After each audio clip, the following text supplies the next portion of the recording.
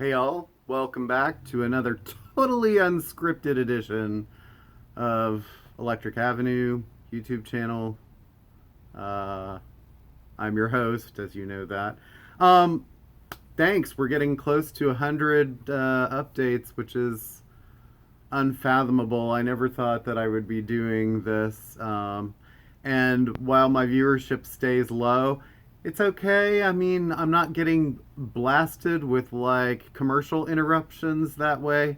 There's almost nothing more irritating than being in the middle of a YouTube video and having commercial interruptions. I suppose I should get an ad blocker for that, but oh, one thing at a time, one thing at a time. So let me get going here by doing a few of this week's new releases. This is for, we're on September 2nd, 2022, Labor Day weekend. Traditionally a very light weekend, and this is a very light weekend as well. So I will keep that brief, and then I want to say just a few things about what's going on around here. And you can turn it off at that point if you want, unless you want to hear some scintillating commentary. Okay, so I guess the first sort of thing that I need to get to is RSD Essentials. And if you haven't been paying attention, Record Store Day has sort of paired with a bunch of manufacturers to put out special limited edition records in sort of Record Store Day fashion, colored vinyl, limited pressings. We had a recent Chris Isaak Heart-Shaped World that's sold out. I think I may be getting a couple more still, but that one is very, very hard to get, and even online. And they're exclusive to indie stores. So those of you that already went out and bought this, you may want to come back and buy this version. I hate to tell you, you're going to have to buy it again. Little Feat, Waiting for Columbus, on a tomato red vinyl. So I don't know what was going on with this, but they couldn't seem to get the release dates of this lined up with each other. There was a delay on this red vinyl. So it's the same pressing as the other Bernie Grundman remaster that just came out on black vinyl. It's a few dollars more, but it's red. So buy it again. Okay. That just happened with Tool. I think that this is a little less sort of like they weren't behind the scenes trying to figure out now how are we going to maximize this. It just happened that way. Another one that came out was Lib Beat Conductor in Africa. And Lib, great hip hop producer. And this is pressed on deep purple vinyl. So that may be of interest to some people. There aren't that many out there, and it's very limited. Same with this, a repressing of the Jungle Brothers' first album, Straight Out the Jungle. This was kind of a hip-hop classic back in the day. It's got an Obi strip. So I guess how to describe them is they were sort of the forerunners of things like Tribe Called Quest. And this album is clear with smoke colored vinyl, number 18 in the series, because they have been numbering these. It says De La Soul and Tribe Called Quest may have been more commercially successful, but the Afrocentric jazz political rap movement and unfadable native tongue massive started with the Jungle Brothers. Their debut full-length Straight Out of the Jungle opened up many doors and walked through artists by like Mos Def, Common, and even Kanye West. References like James Brown Fixation, because they sampled him a lot. So anyway, check those out. All right. That's going to be an ongoing series. And there's some really exciting ones coming out for people who are interested in that sort of thing and paying attention. But I think that there's another Vince Giraldi. They've done so many versions of the Charlie Brown Christmas, and I think there's like a snowstorm colored vinyl coming out soon, maybe next week or something. So anyway, if you don't have Charlie Brown Christmas, or you want another color pressing, I mean, there've been different ones. There were Snowflake, I think there was like a silver. Well, there was the one with the silver cover, so they've all been different. But anyway, that's the album that keeps on giving. I think I can never. As some people who are very bitter about Christmas music, I'm like I. That's one record for Christmas that I can never get enough of. It's fine. Okay, so the big rock release of the week, the new Megadeth, The Sick, The Dying, and The Dead. Well, that's a cheerful title. Hey, these guys have been around for a long, long time. Dave Mustaine and company, and this is supposed to be pretty good. And if you like, Metallica and things like that from that scene, what I was going to say about it is this is a 2 LP, 180 gram edition. And there's also, for about $20 more, a lenticular color edition. I think there might be a 7-inch in here too. I'm not sure. But it doesn't say anything on it. There's no sticker. But we're talking $60 and up for that, as opposed to the other, which is a little more affordable. So, not like people don't collect them. But if your wallet is like, do I really need that? That might be a consideration. Let's see. What else was I gonna? I feel like I was going to say something else about that. Anyway, another big one this week, big-ish. King's X, their first album in, I can't remember how long. It's got to be over a decade. Legendary trio of Doug Pinnick, Ty Tabor, and Jerry Gaskill. Oh, their first new album in 14 years. Thank you for telling me on the sticker. I love it when they actually tell you those things. This is the Gatefold 180 gram 2 LP plus CD plus LP booklet on limited transparent blue vinyl.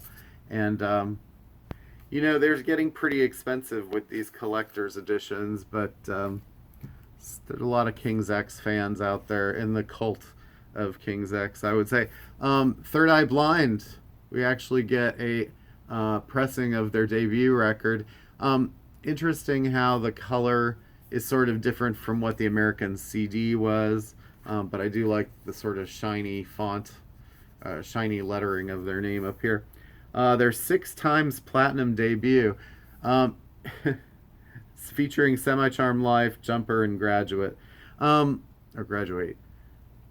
It's interesting how bands like this went 6 times platinum back in the day, and depending on what kid you talk to, they might not have a clue of what you're talking about if you bring that up, which is funny when you sort of put those things in context. It's like, wow, how many years have passed? 20, about 25 years there. So, NoFX, reissue of White Trash, 2 Hebes, and a Bean.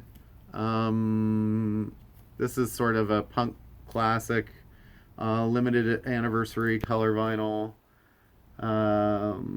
Yeah.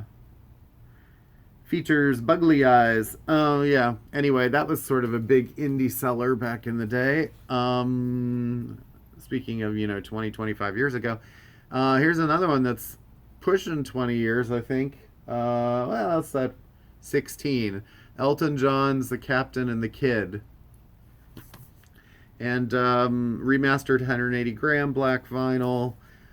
This was sort of supposed to be kind of the sequel to Captain Fantastic, and it's that kind of sound, although Elton is much older. His voice is obviously more, I would call it, not, I don't know if I call it ruddy, but it's got a deeper kind of like more lived in, aged tone to it. So, all right. Reissue of R.L. Burnside, and this is a Long Distance Call Europe 1982. I think that I don't think this is super limited, so, and this has been out of print for a long time, so that's making a return. And really the last, I guess it's the last vinyl of note here today is David Sylvian's Manafon. And I'm a huge David Sylvian fan. I will disclose that here on the channel. And he was the lead singer of a band called Japan. If you don't know, they were kind of inspired by Roxy Music. They were sort of the template for Duran Duran. They were only around for about 5 years and then basically blew up because David Sylvian was dating the bass player's girlfriend. That didn't go over well. But their music was absolutely incredible. It had that sort of new wavy Duran kind of quality to it, but it got more sort of ethnic, sort of influenced, more ambient. The keyboard player Richard Barbieri has been a longtime member of Porcupine Tree now, off and on. And so there's a lot of textured music there. And in the 80s, Sylvian played with people like Robert Fripp, Bill Nelson, Ryuichi Sakamoto was a very big collaborator from Yellow Magic Orchestra. Anyway, his career has been sort of fits and starts. He's always doing something, it seems, but sometimes he's kind of quiet. And he's been sort of quiet for a while now. He's had a couple of songs that have appeared on YouTube in the last 5 years or so that have no physical representation that I know of, and that's unfortunate because they're pretty great.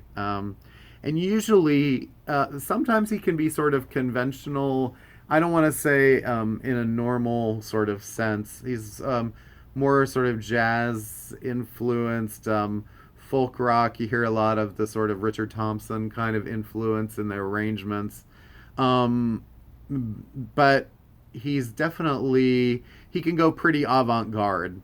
And this is one of his more avant-garde releases, Manafon. This was the last studio album that he put out, which is 2009, so it's already been 13 years. And I'm not trying to give a hard sell on this record because I don't think it's for everybody. But his voice sounds great, but the way it was recorded was that he sang the melodies, wrote the lyrics, sang the melodies, and then handed those things over to sort of experimental DJs that constructed sound collages behind him that were not necessarily in the same keys that he was singing in, so it created like an almost atonal sound experience. It's very sort of mellow and muted. The cover is sort of representative of the sound of the music. It's not a cheap record, but I just wanted to point that out to people because I'm a huge David Sylvian fan, and as many of you who might know me know. So other things I wanted to bring up this week, you also probably know, if you know me, I'm a huge Kate Bush fan. I've mentioned her on this channel before. Hounds of Love sort of in and out of stock a lot because of the demand due to Running Up That Hill. And I just wanted to point out that Running Up That Hill is the #1 streamed song in the United States in the summer of 2022, 37 years after its initial release. So big congratulations to her. I think it had something like 90 million streams. And while I'm not like a major fan of streaming necessarily or anything like that, I think great for her to get the exposure and the attention that she finally deserved, even if it came from a TV show like Stranger Things, which is a great TV show. But yeah. Another record I wanted to point out that's back in stock off and on is Radiohead's OK Computer. And the reason that I'm pointing this out is that we were out of this record for probably about a year and a half, maybe 2 years.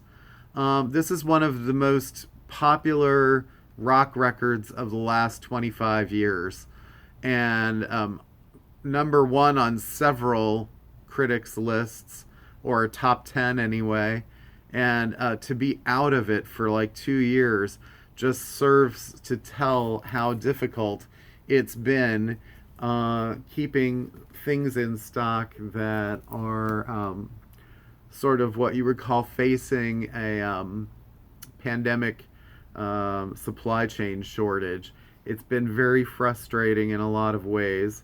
And one last thing I want to point out here is we did get the Megan Thee Stallion CD in, by the way. Yes, so the pandemic shortage has been or the supply chain shortage has been very frustrating. There are a lot of things that are starting to come back in stock, which is great because we've been waiting. Um, the sort of awkward thing is now we're getting stock and we sort of are like, okay, now where do we put this? And things like Hosier here we haven't had for a long time. Nirvana's Incesticide. I don't remember the last time I saw that. I got one last week and got another here. But those sorts of things, I've noticed that there are other stores out there that have been facing landslides of shipments coming in that all of a sudden the product is in. If they had 30, 50 copies of something on back order, and my store is not on that operating level where it's going to be like overwhelming back orders. But I will say that there have been a lot of things that are kind of more sitting around in the last 6 weeks. It was going to happen, 3 years of being sort of isolated in lockdowns, people not being able to take vacations really for 3 years, or having, if they do, they were facing a lot of sort of hassles with the whole vacation thing. So a lot of money was being spent on experiences this summer. Um, Everything was sort of going up because of inflation. We had gas prices, which are now sort of coming down. So in late summer 2022, we faced a lot of challenges, and in the last, I'd say, couple months, it's been a definite leveling and trailing off of business overall. And how does that make me feel? It's a complicated answer. We've been very fortunate. At the beginning of the pandemic, it was scary, like it was for everybody. And what was positive for us was that a lot of people discovered how great vinyl sounds because they were in their houses. And unfortunately, that sort of created stresses on the system when the system wasn't prepared for it. But so I think from that standpoint, it was great because it exposed people to a lot. It's hard to say the pandemic was great because it really was awful, or is still awful. But the fact that we had the ability to sort of pull ourselves out of it and do as well as we did. I mean, we're not millionaires or anything, don't get me wrong. Although there's some record store owners, I do wonder sometimes when I see the amount of stuff that they're kind of peddling there. But anyway, no, we did all right. And now my concern is that, well, people are experiencing fatigue and they want to get back to whatever their lives were before. And school is starting and all that. And I don't know if there's ever a way to really go back once you've experienced something like that. I'll give you an analogy. It's sort of like if you saw Twin Peaks The Return at all, or you tried to watch it, you realized, man, this is so different than the original. And I think that that's what, in that sense, David Lynch was conveying, was that as a director and writer, that you can never really go back to what things were. As much as you love that, that is a moment in time that's going to stay that way. How you respond to what's happening now is a totally different issue. And, you can't rewrite history to be exactly the same.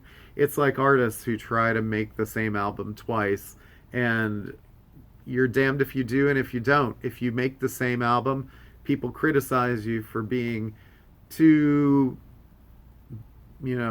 lackluster, too like, oh, there's no creativity in this. But if you stray too far, nobody wants to hear it. So I would say it's sort of like that in a way. We're sort of walking a fine line, and I'm just hoping that the people that discovered vinyl tend to at least stick with it for a little while and don't turn their backs on the indie stores in particular that were there for them when there was nothing else available, or maybe they had a problem with Amazon, or who knows. I mean, I'm not. I hesitate to say that I feel used, because I don't think that that's really this. That does not convey the feeling at all. The feeling is that, we put ourselves out there. We had to. It was out of necessity, but it was also sort of beneficial. But then, you also feel like, did people really appreciate what they get? And I have some customers here that are the most incredible people in the world, that are loyal, true blue, the sweetest, nicest people that you'd ever want to meet. And I think you can tell that when I talk about them, that I get a little choked up, because it's very it's humbling in a way that, people respond and resonate to you that way. And I'm gonna lose it here, sorry. And and then to kind of come out the other side of what we've been through, and be like, you know do you really feel appreciated in the long run? And I still am trying to work that out, because it hasn't been long enough yet. Still in the zone. So that's where I am today. I just wanted to kind of like share that with everybody who watches this in a very real sense, because I don't know if we've really dealt with what the pandemic has done to our lives in general, other than people who've been affected by deaths in the family. And so, I mean, that is tragic and horrible. But how do you move on from something like that? Do you just stop talking about it? Or you don't want to dwell on it? You've got to move on. So I think that's where we're at. It's a very strange time, and maybe I need a good therapist for that. I don't know. You're probably out there saying, get a good therapist. But anyway, no, I think it's important to share these things. And I spend a lot of time on this channel just showing new releases and talking about what's going on in the business. And that's great and all. But I think, sometimes a little bit of personal or a little bit of a deeper sort of commentary is sort of like doesn't hurt, and it's sort of called on. So what's called upon. Okay, sorry, that was a heavy thing for what I'm dealing with here this morning. So back to fun. Next week, September 9th, big new release week. You probably see it hanging out on the board over here, but Ozzy Osbourne new record, Tedeschi Trucks, the 4 parts of that recent series of I Am the Moon records are all coming out on vinyl on the same day. New Afghan Wigs, new Built to Spill, new GA20, new Charlie Crockett, of Montreal, Oliver Sim. If you haven't seen his video, I can't remember the name of it. Something about like I'm ugly or something like that. I mean, it's a haunting video. Maybe I'll link it in the comments here. Anyway, check that out. Creative. He's in the XX, by the way, is his band. Brad Meldau, Josh Redman, Charlie McBride, and Brian Blade. There's a jazz collaboration album with the 4 of them. Roxy Music, Greatest Hits, Half Speed Master. So if you were like, oh, I don't know if I want a whole Roxy album, there are actually some songs on it that are not on their albums, like their cover of Jealous Guy, the John Lennon song, I believe, is on there, and it's never been out on vinyl before, not this Greatest Hits. Daft Punk reissues of Human After All, if you've been looking for that. A couple live records of theirs. Vince Guaraldi, as I mentioned. New albums from Julian Lennon and KT Tunstall. And then new CDs. We still have those. John Legend, Lake Street Dive, and Stranger Things Part 4. The vinyl of that comes out in November. And what else was announced this week? Red Hot Chili Peppers' new record, that's been announced a while ago. They did announce a new Gorillaz album for February. I think, oh, Taylor Swift. That's the big release, big news item, October 31st, right? Halloween. So anyway, there's some big stuff coming out, and boy, we'll have to see where the Arcade Fire story goes. I really think that band is going to be facing some uphill challenges with all the Win Butler accusations and his sort of statements that read as like they came from a lawyer or something. So anyway, it's terrible. Bad behavior will follow you wherever you go, and eventually it will come out. And there are other artists that have faced that recently and are trying to make their way back. But once you've been sort of singled out as um, uh, almost like an assailant, I mean, not really physically, well, maybe. Some cases we don't know. I mean, I'm not getting into specifics here, but it's tough to keep your career going where it should be going when these sorts of things are following you around.